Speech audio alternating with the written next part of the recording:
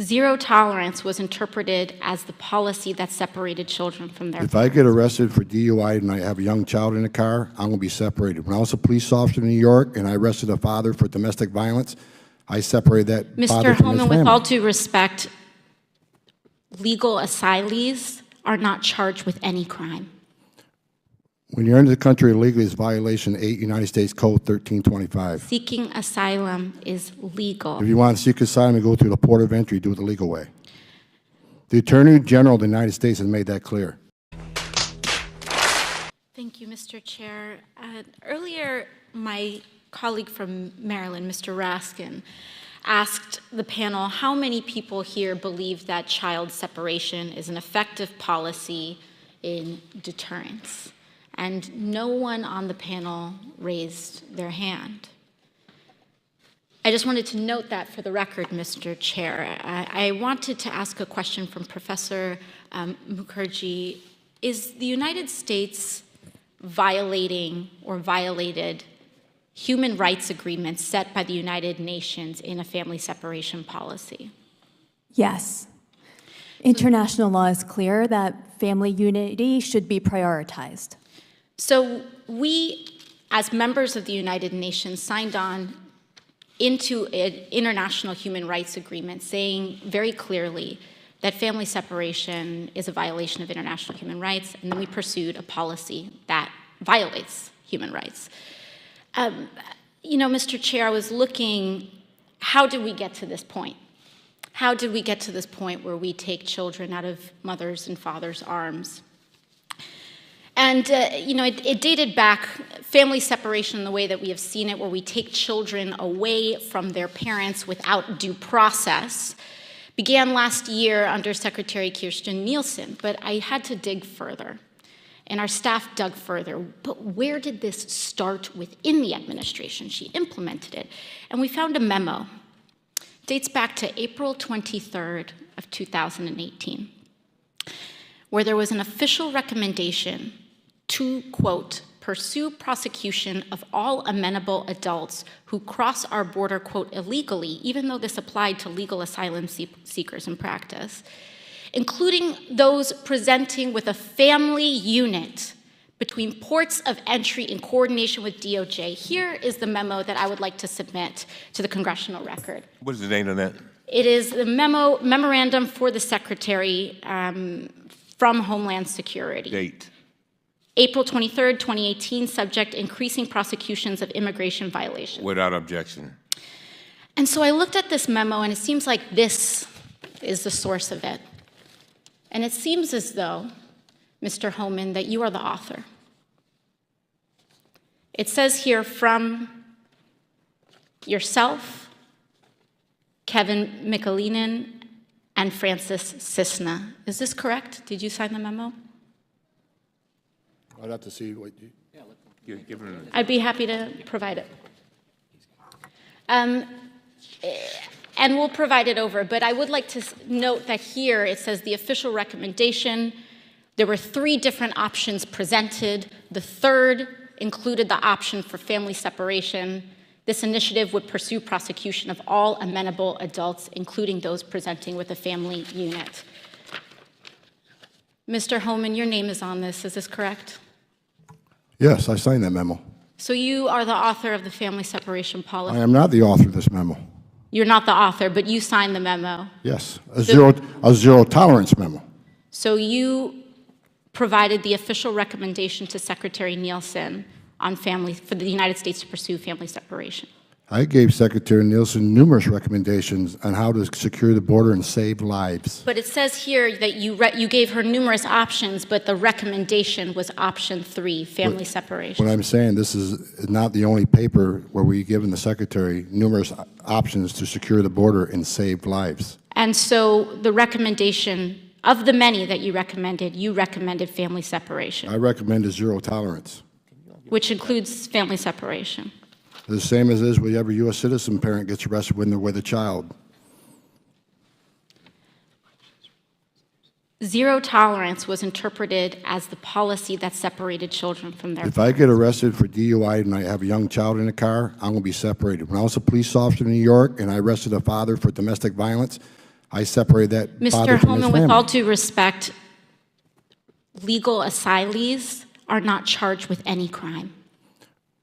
When you're into the country illegally, it's violation 8 United States Code 1325. Seeking asylum is legal. If you want to seek asylum and go through the port of entry, do it the legal way. The Attorney General of the United States has made that clear. Okay. Mr. Chair, the memo is submitted to the record for review. Inspector General Costello, one last thing. Is there a record, based on reports throughout the year, and in our hearing earlier this year, we spoke with Ms. Juarez, a mother who lost her child due to inhumane conditions in the facilities. We learned that there is no accurate record and no policy being held of people who are pregnant and people who endure miscarriages. Is there a record of who enters and leaves these facilities?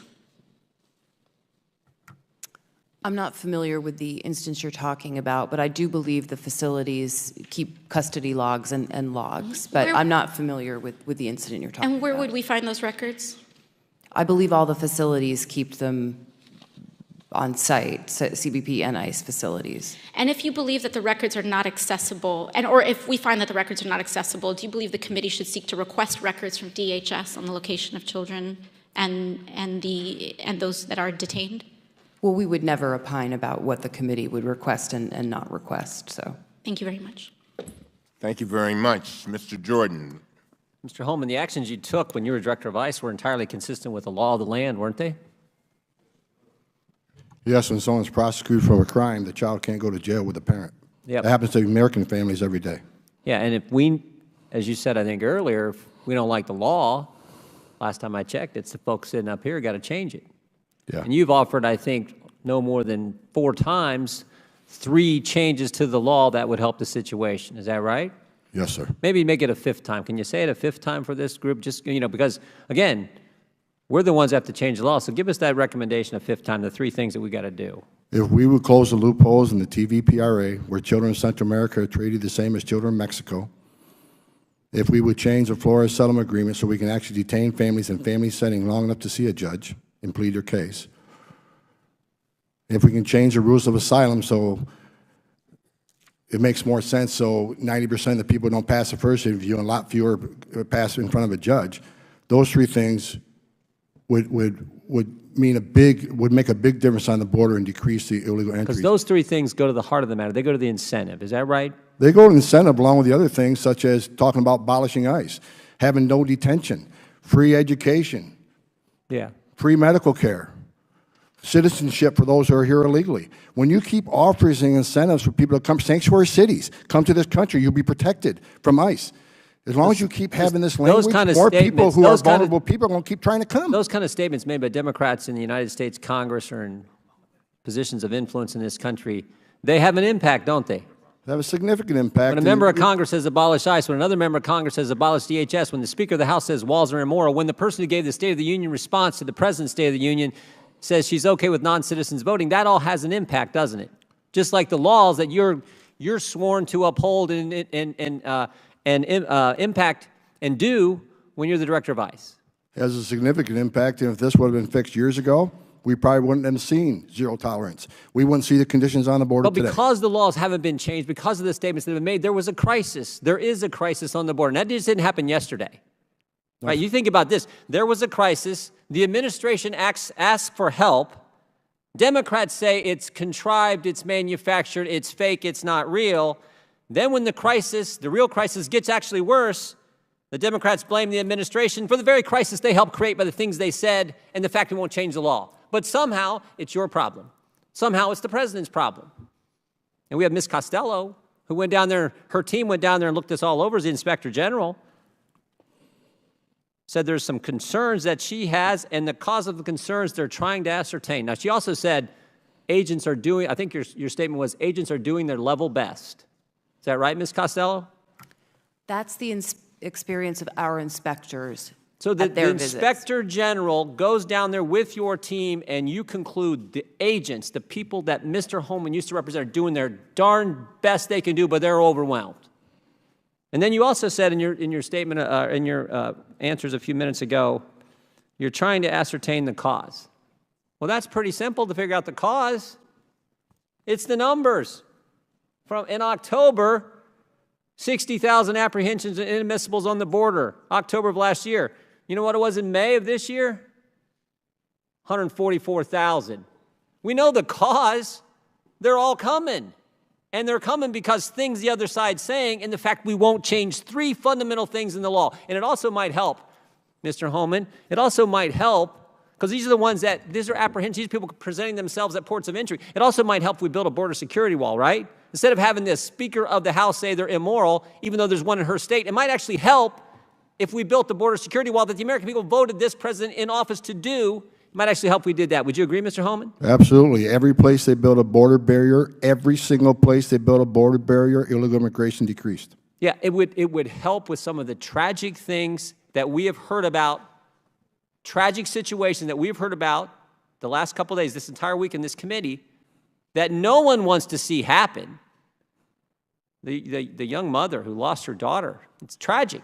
No one wants those, but if we did the things you're talking about, we could help avoid some of those kind of incidents from happening in the future. Is that right, Mr. Homan? Yeah, if I can respond and to you're that. you're the guy who has lived it, breathed it, felt it, managed it. You know more than, you have more expertise in this area than anyone in this room. Is that right? I believe so, but let me respond. so. Let me respond to the one child that died. It's tragic, tragic. Sure is. But you know, as long as we're showing a lot of pictures, if I can have just 30 seconds. Here's a picture. Her name is Serenity. She was 9 months old, 9 months, raped and murdered by an illegal alien because of open borders policy. Here's Irana. She was 5 years old, raped repeatedly and murdered by an illegal alien. Here's Louise Solowin. She was 93, multiple rapes and murdered by an illegal alien. Here's a 16-year-old. Here's a law enforcement officer. I got hundreds of these in my desk drawer. So I've seen tears for people today, and I understand that. It's tragic when anybody dies. But let's not forget the angel moms and dads who I've all met and got to know. Their children died, and they're separated forever. It's not a matter of location. They're dead. And a secure border would help prevent some of this. Sanctuary cities does not help this. Sanctuary cities this will increase because of the push of sanctuary cities. Come to our country, we'll protect you. You can even commit a crime, be in our county jail. We're not going to ice into the jail. So he'll go out, recidivism rates, anybody can look them up. 50% reoffend the first year, up to 75 recidivate within 5 years. They're in the country illegally in violation of federal law. They're locked up in a county jail. Let us have access to them and do our job.